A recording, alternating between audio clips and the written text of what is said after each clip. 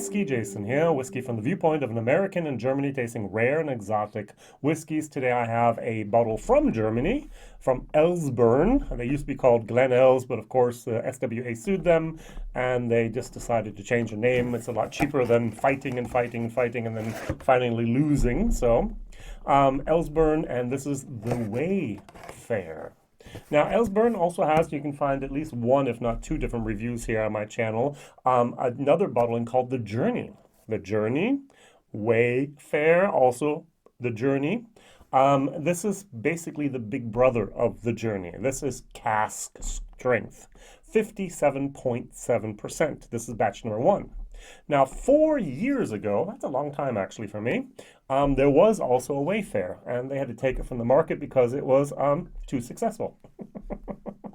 So they have a little boutique whiskey distillery in the middle of Germany, the Harz Mountains, and they were just not able to produce enough whiskey to keep up with demand, and so they just canceled the Wayfare and concentrated on having The Journey.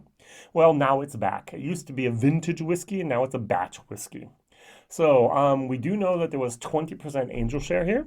We do know that 50% is sherry, and the other 50% consists of the following casks: port, Malaga, Marsala, and GrandCru claret red wine casks. So between 4.5 and 9 years were the ages of the casks that were married, and we have a total of 2,746 bottles. Whiskey base number 166593, and I paid 70 euros for this bottle. All right. Now, this is a very complex nose. I remember doing something very similar. I think it was actually The Journey. And I pulled out the Teeling Single Malt because it also has 6 different casks in it. And this is very, very similar. There's a whole lot going on, and it's close to a noisy moment, but yet it somehow has some type of cohesion. It harmonizes enough that it actually makes sense. A little bit of the feeling is if you go to a symphony at the beginning, everyone tunes their instrument and then they start and then ba-bum. And it's a little bit in between that chaos at the beginning and the harmony in the actually in the symphony itself. And that's what I'm getting here. I'm getting a lot. I could not pick out, I do pick out some sherry, but I could not pick out the port. I could not pick out the Malaga. I could not pick out the Marsala. Well, a red wine I do pick out, to be honest, but I couldn't differentiate between a Marsala and a GrandCru clarinet, or a claret, which is also red wine.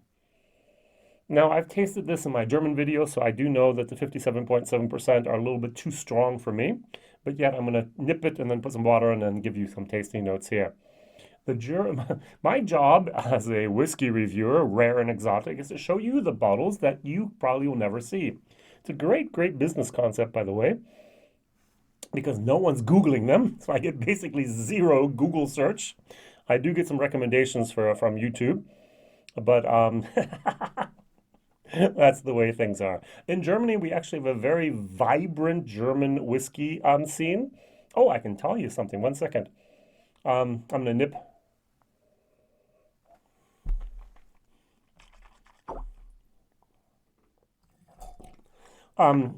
For example, I am doing a charity blend. So I wrote to 65 different German distilleries. And from 17 different distilleries, I was given donations, ranging from 1.4 liters, 2 bottles, all the way up to 100 liters. And that's a lot. I have 292 liters of donated whiskey.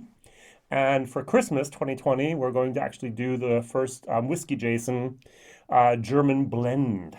It's all single malt. It's almost all cask strength. A couple people said we don't have any cask strength left. It's all 43 or 46. But most of it's going to be cask strength. The blend that we did was actually at 60%, 59.9 something. And so this is going to be a very, very interesting thing. But just having 17 different distilleries in Germany that are willing to donate some of their nice stock to this guy on the internet who's going to do a charity auction or charity action, charity bottling.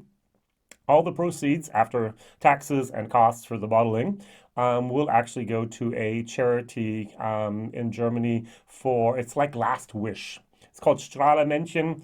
They give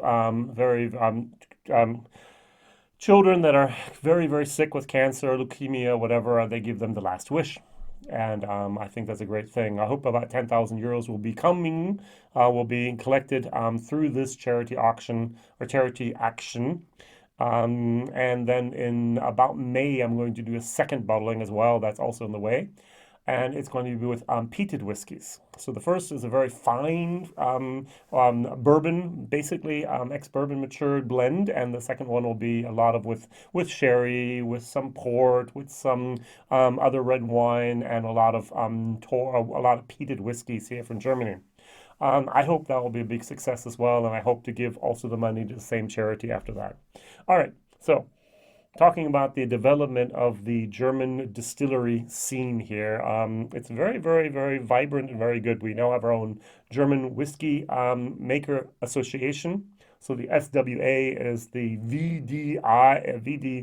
Verein Deutsche Whiskybrenner. VDB, I guess.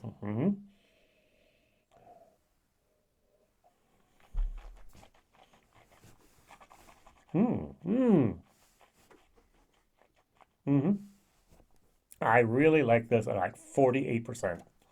It might be 50. Let's call it just 50%. You have all the fruit, you have a little bit of wood, you have a sweetness in there, but you have zero tannins. I don't know how. Anna is the name of the master distiller now, and I don't know how she did it. Very often when I have different type of casks, I have a sulfur moment, that match moment. Often there's a lot of the wood tannins that really overpower this. This is in perfect balance with the sweetness, with the fruitiness, with the wood, without it being too tart or too having too many tannins. A very, very nice whiskey. This is going to be a B minus in my book. In Germany, what they do often at the moment is they do 0.5 liter bottles and then they charge the same amount. One of the biggest distillers at the moment is called St. Kilian. I've done a few videos about their products, and they have 0.5 liter bottles, and they're charging basically 60 euros for cask strength. This is a 0.7, and they're charging 70 euros. So I think that's not a bargain, but it's an acceptable price at the moment for cask strength whiskey. I would like to have an age statement on that, but we do have the 4.5 to 9 years at the age, and we do have the cask strength here. So, and batch number 1. So we'll see what happens in the future. Very nice.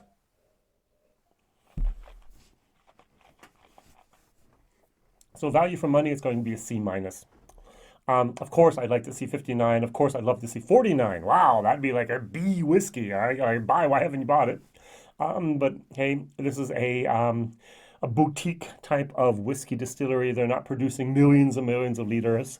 The bottles are actually hand labeled, they're hand filled, and blah, blah, blah. So there's a lot of hand work that goes into this, and it's very, very important that they survive and get enough money for doing what they want to do.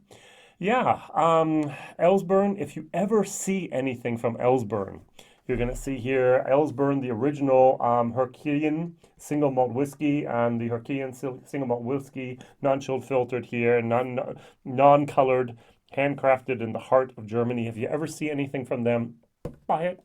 It's good. It's fruit forward. They use a lot of wine casks. And then the volume of the fruit is turned up to sometimes 11 or 12 on 10 scale, but it's very, very well made in my opinion. All right. Thank you very much. Thank you very much for watching. Please like, please subscribe, please tell others, maybe even share the video on social media, maybe Instagram, maybe Facebook, maybe Twitter. That'd be great. And if you're ever in Germany, and you're ever in the heart of Germany, which is about between Hanover and Hamburg in this case, and between Düsseldorf and Berlin, more or less, bam, go visit the distillery. All right, that's a very, very great area to go camping, a great area to go hiking in the Harz Mountains, and a great area to actually visit a distillery. All the best. Whiskey Jason here. Thank you very much for watching. Bye-bye.